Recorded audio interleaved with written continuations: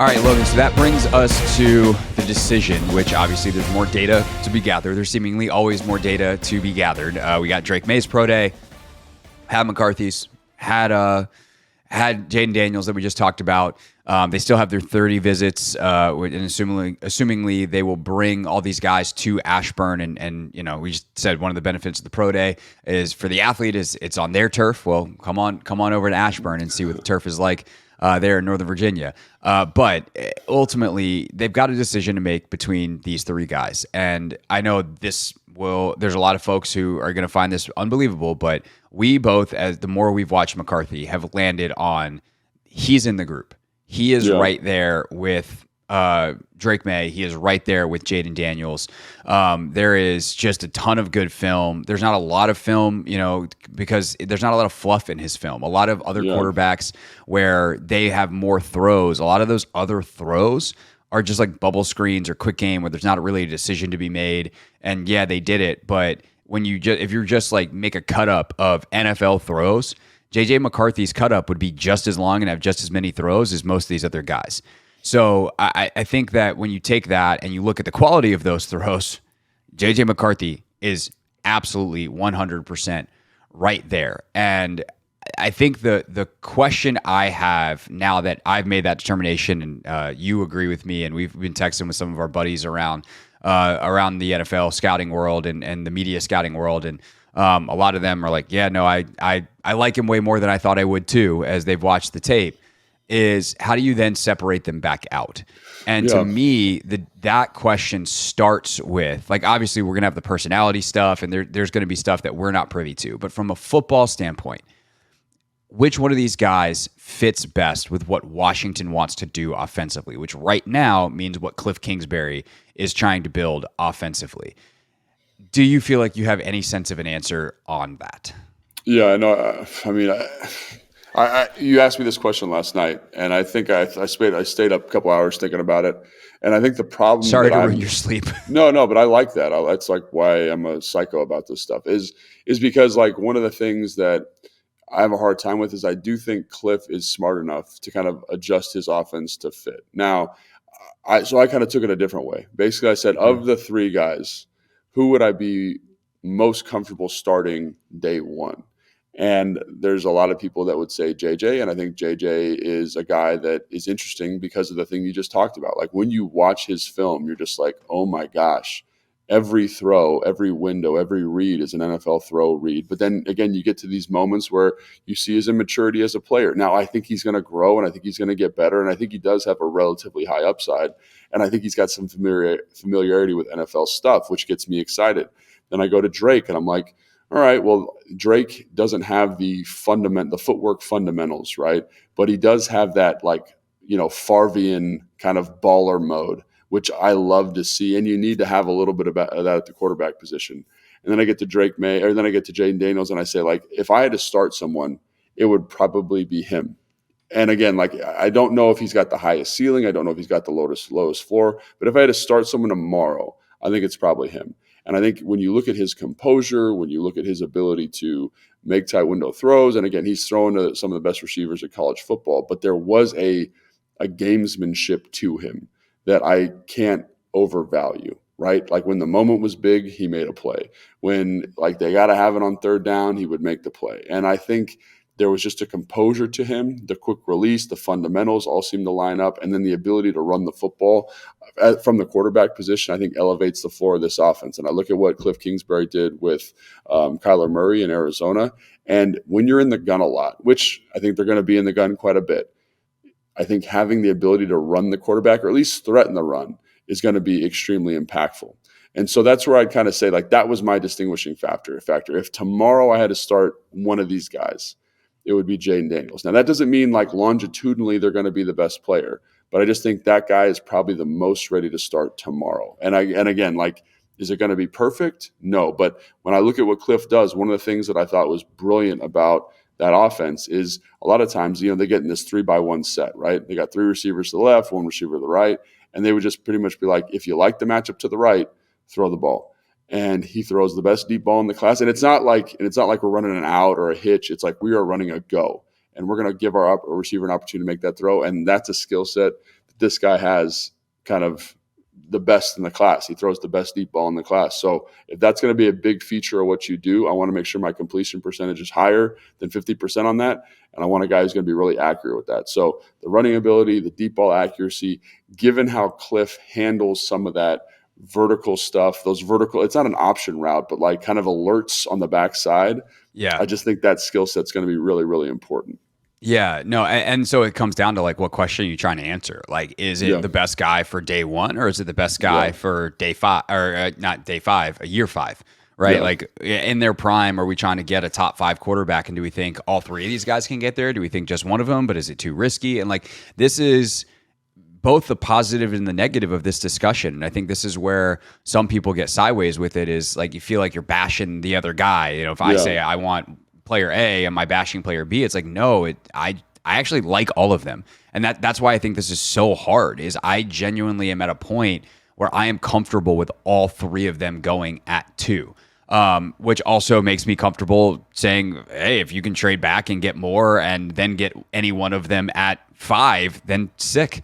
Like do that. And that would probably be better than taking any one of them at 2. But like, there's a lot of people that disagree. A lot of people that think Drake is like that dude, that Jayden is that dude. And there's starting to be a larger contingent of people that are like, actually, I think JJ McCarthy is that dude. And so it becomes very difficult to evaluate, because it will come down to the personality. It will come down to, are we looking more short-term, more long-term, and what is the likelihood that we can get our guy there? Because I think the guy with the highest upside, which is what a lot of people would tell you is the most important thing, are we going to get the guy? Are we going to get the perennial Pro Bowler or even all-pro level quarterback? That guy, the biggest upside guy, is Drake Maye. If I had to start any one of these three tomorrow, he's the last. I would start JJ over him, and I would start Jayden over him, and I wouldn't think twice about it. And so I don't know what to do with that information. That's why Adam Peters' paycheck is a lot bigger than mine, amongst many other reasons. But that is ultimately the conundrum, put as concisely as possible, is the upside and the short-term plays are literally the opposite guy. Correct. Yeah. Yeah. And I think that's a great point, because I do agree. I think Drake Maye, like when you look at the big time throw stuff, when you look at the kind of high level playmaking nuance, the kind of gunslinger mentality, like he's got it, man. He's got that factor. And it's the inconsistency stuff that gets you thinking, man, if he could sit for a year, if he could sit for 8 weeks, I think I'd be much higher on him. But I don't think they've built the roster at the moment to sustain him sitting for 8 weeks. Now, if you had re-signed Jacoby Brissett, or you had kind of gone out and signed a Gardner Minshew, one of those higher end backups that we're talking about, kind of that, the 25th to the 35th quarterback in the NFL, to kind of be that guy, to be that mentor, I feel much, much better about that. But for the construction of the team as it currently exists, I don't know if he can come in day one and like just lead you the way you need to be led. I think there's a lot of rawness to him. And again, like he's uber talented, man. Like he's uber talented, but there's an inconsistency with his footwork, his arm mechanics, the release, all that kind of stuff. And everyone says, oh, well, like Aaron Rodgers was like that coming out. And I totally agree he was like that, but he sat for like 3 years, and then figured it out. And so that's something I keep coming back to. It's like, if you kind of put him on the shelf for a little bit, let him grow up, I think you feel pretty good about it. I'm really glad you brought up the JJ thing too, because I do think JJ compared to Jayden, brings a little bit more natural arm talent. And that's because I think JJ's arm talent is special. Like when you watch him throw at the combine, I think that's one of the reasons people were pretty geeked about his pro day, is because a lot of the media members were seeing him throw for the first time in person. And you're like, oh, this dude can sling it. And, that's something we knew, or that I knew when I went to the combine, because you watch all the drills, you're like, the ball comes out of his hands differently than Bo Nix, Michael Penix. The only guy that's different is Joe Milton, and we'll talk about him in a little bit because he's a mutant freak. But he's kind of in that category of just elite arm talent, and he can run the football. Like that's the thing, when you watch this film, like he's a good runner, and I think he's a little bit more of a natural runner than Drake Maye. So in a year where you got to kind of survive that, having a lack of talent around you, I would probably lean him. But again, he's a guy also that I think would be much, much better if he could sit for a year. So that's why I kind of go back to the Jayden Daniels thing. Like, to your point, like is that the right way to approach this decision? And I don't know. I don't have a good explanation for it, because I don't think that I would feel very comfortable day one with Drake Maye starting. But if it's year 3 and he's looking good and he's cooking, he's cleaned up some of these things, like his ceiling's by far the highest. And so that's where the conundrum comes in to me. It's just like, they're all good. They're all good in different ways. And it's just about what you feel that you can develop and what you can tolerate. while you're kind of in the midst of a roster reconstruction, if that's kind of how you want to term it. Right. And the thing is with Drake too, like if he plays, like you can play and be bad and still be good in the end, right? Like the Peyton Manning example of setting the NFL rookie record for interceptions, and it worked out just fine for him. Like if Peyton Manning had sat, would he have turned into the same guy? Probably. Would it happen at the same speed? Probably not. Like who knows? Where there's other guys where you're like, man, if that dude hadn't sat early, I don't know that he ever makes it. Like he doesn't figure it out. He needed to sit, and we don't know with Drake. Like we can't possibly know with Drake, and it's not like we can play it out one way, then rewind the tape, and then try the other way if it didn't work. Like you only get one shot at this. So could Drake Maye be the guy and play through a ton of mistakes, and it's really ugly, but by week 9, 10, he's starting to figure some things out, and next year he's pretty good?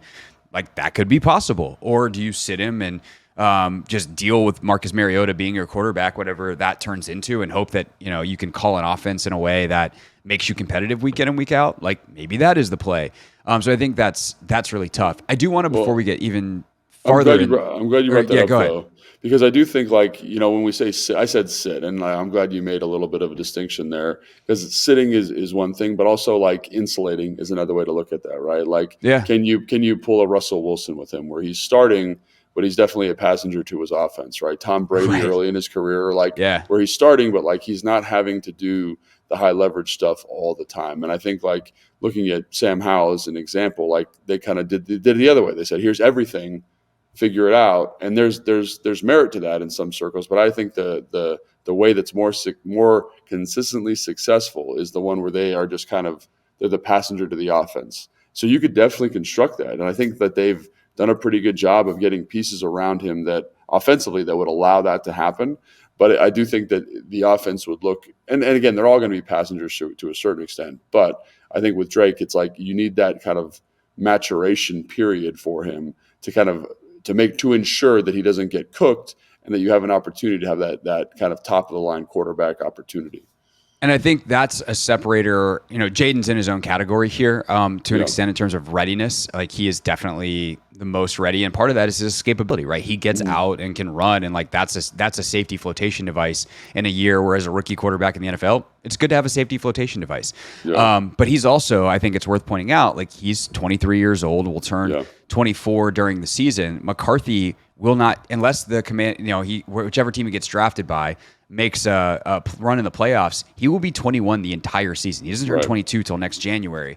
So when we talk about readiness and like maturation and all that kind of stuff, like it makes sense that Jayden is ahead of these other guys. But I think that like when I look at JJ and Drake, to take Jayden out of it for a moment, just as a point of comparison, one of the biggest flaws in Maye's game is one of, to me, the biggest strengths in McCarthy's, which is JJ has this ability, and I noticed this, you sent me a great cut up of like almost every throw of his from 2023. And so you're able to just watch throw after throw after throw after throw. He has an instinctual ability to find the soft spot in the pocket. And like, no matter where that in that parabola, that U shape of the pocket is the center that is the safest, he has an ability to feel that and kind of float to it, and then just keep his feet and rip a ball somewhere. But that, like, I think if I'm an offensive lineman and I watch JJ McCarthy, I'm like, that's the guy I want, because he is going to make me look really, really good. Meanwhile, Drake Maye, when you watch him drop in the pocket, he is all over the damn place. Like he floats into pressure all the time. And so if I think of the things that could derail a game, a season from a young quarterback, like what gives us a chance, that single characteristic from JJ McCarthy is like a huge green flag, where it's a pretty big red flag for Drake. And to bring Jayden back in the conversation, his sack to pressure ratio, he's got like 2 of the worst 10 seasons ever in the SEC. Yeah. And so you combine that with the weight, which, as we talked about with Nate Tice, like the weight is not a durability factor. It's a sack prevention factor as much as anything. Like, that is an interesting data point that, again, there's a lot of different data points. This isn't to say that this settles the argument it's JJ McCarthy, but like on the sack killing drive, like ability to take pressure, ability to avoid pressure, line of the evaluation, it's a huge check mark in McCarthy's book. And I think that's one of his great strengths to go along with the arm talent. And I think that there is an element of that that is uncoachable and natural because it's a feel thing. And to watch him consistently do it well, I think is really, really impressive and is one of the reasons why I feel pretty good about lumping him in the category with two guys who seem more talented and have been ahead of him for a lot of the process.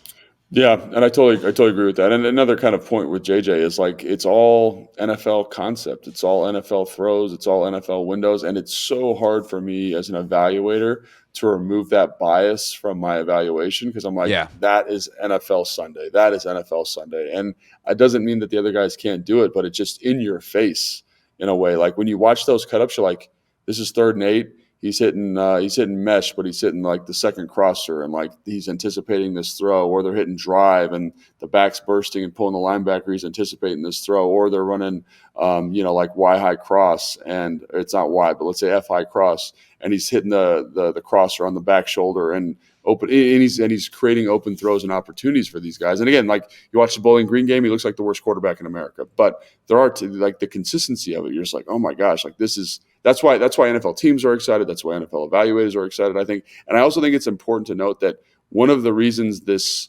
JJ McCarthy hype is happening now is because this is when coaches get in on the evaluation, right? This is when they start watching film. And you better believe those dudes are like, we run that concept. Like, for example, there was a play that he was running the other day, which was CO. So it's an out and a corner, and it was versus cover 2.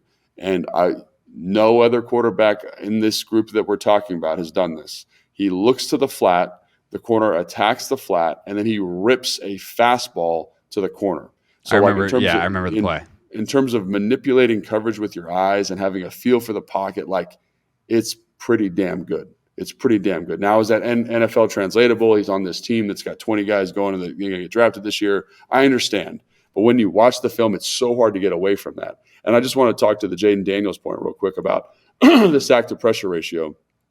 Not all sacks, especially when you watch them, and I think John Keim brought this up, so shout out to John Keim, but like not all sacks are created equal. So when you go watch his sacks, there's protection busts, there's guys losing quick, there's stuff like that at LSU, and also he's a playmaker, with his legs in a way that the other guys aren't there, and those guys traditionally have higher sack rates. So because he's so dynamic as a runner, you're gonna there's a little bit of a give and take there. I'm not sure, like when you watch his cut-ups, when you watch his film, I'm not sure that that's problematic in the same way it is problematic for Drake Maye, where to your point, Drake Maye is sometimes finding pressures where you're like, don't do that. Like that's not what we need here. And I think like that's where I would kind of differentiate those other guys. Obviously, I think JJ does it the best in terms of sack to pressure ratio. Then there's Jayden, but Drake, there's times where again, I like his film. I like the playmaker. I like what he brings. I like the moxie, but in terms of like being super polished, he's not, which makes me think he's a little bit more developmental than people want to kind of give. Again, uber talented, but that stuff where you're like running into a defensive end or you're stepping up into a 3 technique, it's like, what are we doing here, man? Like I don't want to say that's a fatal flaw, but that's a big deal that needs to get corrected. And it can get corrected. It's just how much time do you have to make sure that that's fixed before week 1 is the question with him. Again, uber talented guy. Love the like again, we did the big time throw cut up. I don't know if I sent that one to you, but when you watch big time throws, you're like, this is the best quarterback I've ever evaluated, right? Like, because that's what he brings. But it's more than that. It's more than like the upside. It's also the low level stuff, which are like, and it speaks to some of the inconsistencies, which we've talked about a ton, you and I, over the last couple of weeks. The inconsistency is because of these issues, and that's the thing with him that gets you a little bit nervous. Yeah, for sure. I think the other thing, just to kind of wrap up this conversation, or two other things, kind of getting back to our original point, how does it fit with the Kingsbury offense? I think there are pluses and minuses up and down. The one thing that I do think you see, and I would love to watch some more All-22 on McCarthy and kind of see, is this intentional? But there is a lot of underthrown deep balls. And if you're going to have to, like, he's clearly got the arm strength. Like, when you talk about ripping balls, like 30 yards on a rope, I think it's against Utah. It might be against UNLV. It was hard because I watched a lot yesterday, and it was against a red team. Now I feel like a child. They were playing the red team, but he rolls left and throws a touchdown pass to the back of the end zone. His feet are on the 20-yard line, and so it's a 30-yard throw because it's 10 yards deep in the end zone on a rope, and he's rolling left as a right-handed quarterback, and just, like, unbelievable highlight level throw. So that high level stuff is there. Clearly the arm strength is there, but he does underthrow the deep ball on occasion, or with some frequency, I should say. And his guys make plays, so it winds up on the highlight tape. But you're like, oh, that ball should be a little bit out in front. Is that an anticipation thing? Is that I'm reading a backside corner that's not in the frame thing? Like that is a question. But for Cliff, the guy who wants to vertically attack traditionally, I do wonder if that's like hey, not my favorite. Where Jayden, as you mentioned, has a little bit weaker arm overall, but he's the best deep ball thrower in the class. So I think that's an interesting dichotomy as well in terms of the fit. So I don't know if there's anything. There's one other thing I want to mention too on the mental side of it, but anything else from like a fit perspective that you think is worth mentioning if you're running a specific system, which guy you would lean towards one way or the other? Yeah, I'm glad you brought up that deep ball thing, because sometimes when I watch the film, I'm like, oh, is he trying to hit the back shoulder here? Which is a thing that makes sense because of the type of receiver he has. He's got like a big body guy there. I forget his name at the moment, but he's draft eligible, big guy, 6'4". Maybe back shoulder's more viable there. But if you watch him throw at the combine, he had a hard time hitting the deep throw. I think he had 3 or 4 opportunities. I think he was 1 for 4, and like he got to a point. And I think part of it is because his arm is so good. And what I mean by that is he's throwing like darts as opposed to kind of throwing these high arcing kind of opportunities where the receiver can make you right. And so I think he missed 2 and then throws one to Ryan Flournoy from Western Missouri, where it's like this, it looks like he's trying to hit the top of the dome, but the receiver can adjust to it. And again, that's where his lack of throw volume becomes a little bit concerning, I think. It's that type of stuff where it's like, yeah, you do this NFL read, you do this NFL window, you have the arm talent, you have the footwork, but like you just don't have the volume of throws to kind of know, hey, I can layer this one, or I can touch this one in there. Now, can he get there? Absolutely. But in terms of the thing you're talking about, it's like, and I kind of going back to the beginning of the conversation, it's like if we had to start someone tomorrow, who's it going to be in this Cliff Kingsbury offense? It's going to be Jayden Daniels. It's just The other 2 guys might have slightly higher ceilings potentially. Again, that's not a knock on Jayden Daniels because I think he's got a very high ceiling as well. But there are these issues with them that you're kind of like, can this get corrected? Can we fix this? And usually you don't want the guy starting day one who have some of these things going on. So. Yeah, so that's going to be the question. Is it a long-term? Is it a short-term? I think they're probably more comfortable with Marcus Mariota than anyone in the fan base is, and certainly you and I are, but I also am kind of with, like, I don't care what happens in the short term if you get the Pro Bowl guy in the long term. So, we'll see about that. Last thing I'll just note on McCarthy real quick. I was texting, we're watching the highlights and it's the TV copy, and all of a sudden my pal Noah Eagle is calling a bunch of those games. And so he's, of course, play-by-play for the Big Ten for NBC. And I texted Noah, and I was like, I'm watching McCarthy, and I like him way more than I should. And just kind of have that conversation going with Noah. And he said he is maybe the most elite mental college athlete I've ever talked to. So when you talk about the conversation stuff, and Noah's a younger guy. It's not like he's been doing this for 30 years, but like he's for the 5-6 years that he's been doing this, like he's been doing it at a very high level. Noah, very elite himself.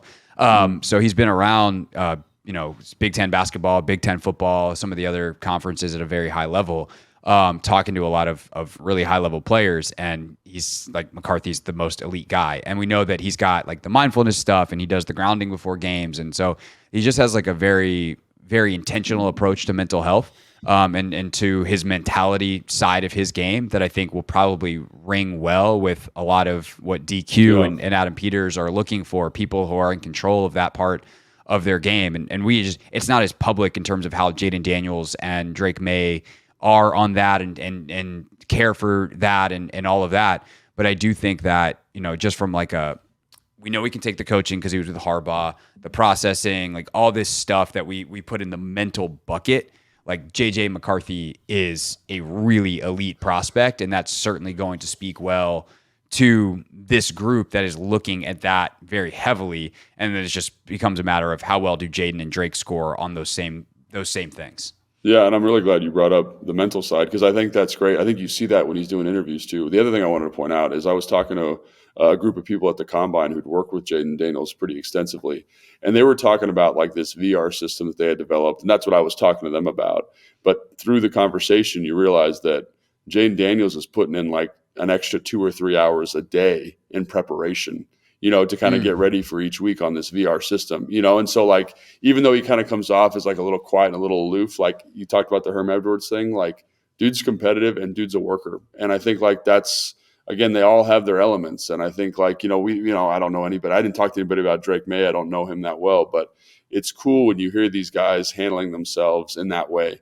And again, it comes back to like, I think about this conversation, like we're literally splitting hairs here. It's like, well, this, but that. And you can kind of say like, oh, this is a plus, like that the Drake Maye has kind of got the most upside. That's a plus, right? We want that. And if they did that, I'd be like, good. If they went, oh, we felt most comfortable with JJ McCarthy because of the youth and because of good. And then if you said Jayden Daniels because he's a absolute baller and he can make plays, like good. Like they're all good. It's just about kind of trying to distill like what is the right fit here for this organization long term, because it is a big decision that's going to shape the next 5 years probably. So no doubt. I will say this: we're not going to do okay, let's wrap it up with a nice, neat. Who would you take? I would say Drake Maye is going to make me the most nervous, but I also get it because he's got the biggest upside, and we'll see what the other two have to offer, and whether or not they wind up being the pick at number 2. We're less than a month away, and we'll continue talking about it with all kinds of people here on Take 'Em In.